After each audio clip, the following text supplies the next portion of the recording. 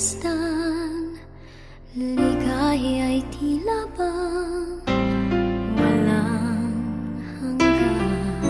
Sana'y di na magising kung nangangarap man din, kung ang buhay na makulay ang tatahakin. Minsan ay madarapa, minsan din ay luluha.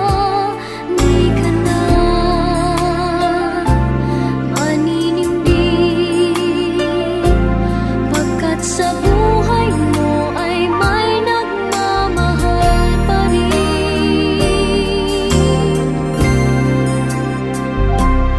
Ingatan ka, aalagaan ka, sa puso ko ikaw ang pag-asa.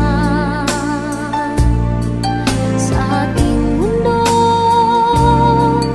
ay gagabay sa'yo, ang alay ko'y itong pagmamahal ko. May nagmamahal, aakay sa'yo. Aking inay, ikaw ang nagbigay ng buhay ko, buhay na kay ganda. Pangarap ko na makamtan ko na.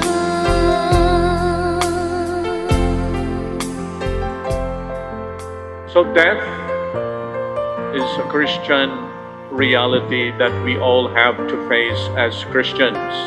A painful reality that nobody can run away from it. And when somebody dies, we are in great pain and sadness. And that's part of it. And we question God. Why? Why? Why of all people? We blame God at times. And sometimes it shakens our faith to the point that at times we don't give up. We give up praying. We stop going to Mass because we are bitter. We are angry at God because He has taken our loved ones. And we cannot accept the fact that He or she is no longer with us.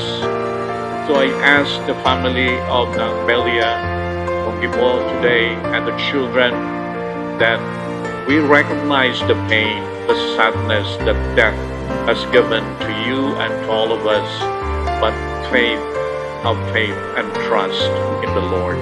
Never, never give up, never waver in our faith, because God is always with us.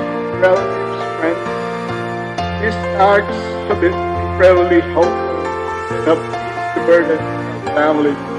As we are mourning Nanay's absence, I encourage you to remember the joy and warmth she brought into our lives, to find comfort in the memories we share, with loving gratitude at the bottom of our hearts.